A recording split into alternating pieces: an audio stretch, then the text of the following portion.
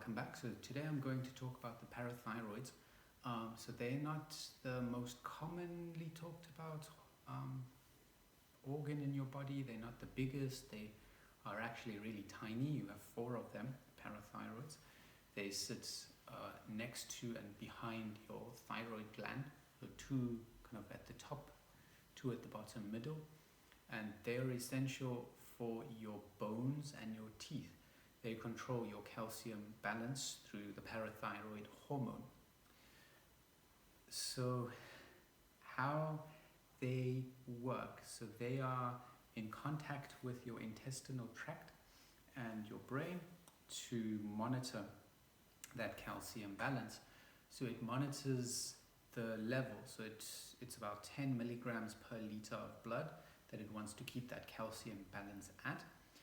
And if that level drops, it's going to look for some more, either from food or from your bones if it cannot get it anywhere else. So it's going to resorb calcium from your bones. So you want to be eating that food. So things that inhibit your calcium absorption, estrogens. Estrogens can increase the reabsorption of calcium from your bones and decrease the absorption from your food. So estrogens are found in animal products. So animal products are not that beneficial for us, and also another one that's in there, saturated fat, will also decrease your calcium absorption. It also doesn't have a lot of fiber, so fiber will also increase the calcium absorption. And your animal products don't have that much available vitamin D, and vitamin D also helps the absorption of calcium. And you also don't find a lot of magnesium in animal products, and that will also increase your calcium absorption. Then also the animal products are changing the pH balance in your bowels, in your intestinal tract, and this pH balance causes calcium to be taken out of your serum, and if there's not enough calcium in your blood, this will be taken from your bones, and that is to keep the pH balance. So the calcium is being taken out to balance out the pH, because the animal product is making your body more acidic. It's got more hydrogens and more of the urea, which has H, which will make your body more acidic, make it like an acid. Hydrogen is always present in an acid, and whereas calcium will make something more basic if you look at that pH scale. So to balance out the pH, your body will use calcium because it is a very basic ion. It will take the calcium from your bones or from your diet, from your serum, from your blood, and that will help to take out these protein molecules or this irregular pH that has occurred in your body. So it has been found in some studies that an increased intake of dairy products, of animal products, can lead to a higher risk for bone diseases like osteoporosis. And it's also been found that a higher intake of dairy products as well as animal products can cause a higher risk for cancers, especially in women breast cancer, because it elevates your estrogen levels. And an elevated estrogen level also affects your parathyroids, as I mentioned. It increases the secretion of parathyroid hormone, which will increase the resorption of calcium from your bones. So, in short, animal products are not very good for you, especially your calcium balance. So as I've mentioned, your calcium, magnesium, and vitamin D need to be present to maintain a calcium balance in your blood, serum, as well as in your bones.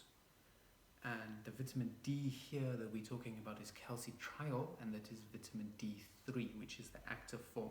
So your kidneys can take vitamin D3, absorb it through your skin from the sun, and then in your kidneys will turn it into the active form, which is vitamin D3 or calcitriol.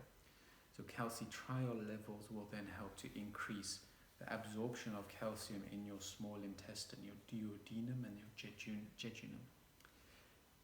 Okay, so that was talking about calcium a little bit. So getting back to your parathyroids. So your parathyroids are also not that well known. There are two kinds of cells in them. Your chief cells and your oxyphil cells. So your chief cells are the most abundant. They secrete your parathyroid hormone, and they also regulate G protein receptors. So these are the receptors for your parathyroid hormone. Then they also increase the parathyroid hormone increases the reabsorption in the kidney of vitamin D3, calcitriol, and then which will help the calcium absorption in your small intestine. Then the oxyphil cells, they increase with age, but they are not quite sure what these oxyphil cells do. So your chief cells are the ones that mainly regulate the calcium balance. So they are decreasing with age. The oxyphil is increasing with age. So meaning parathyroids, the function is slowing down or decreasing as you are aging. Then what I also want to talk about is phosphate. So phosphates lower the free calcium in your blood, and it also inhibits the absorption of calcium. So phosphates are found in high sugar foods, soft drinks. It's used as a preservative a lot of the time, phosphate, and it's also used in pickling, and then high phosphate levels are also found in animal products. So it inhibits free calcium. It also inhibits the proper activation of vitamin D3. So in short, that is your parathyroid hormone, a small but potent and important part of your body.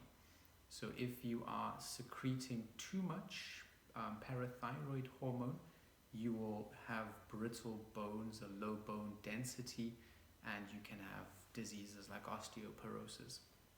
So you don't want an overactive one. If you have an underactive parathyroid where it's secreting too little parathyroid hormone, you can have too low levels of calcium, and you'll have to then consume higher levels of calcium.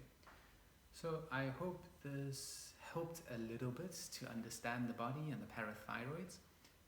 Until next time, stay healthy.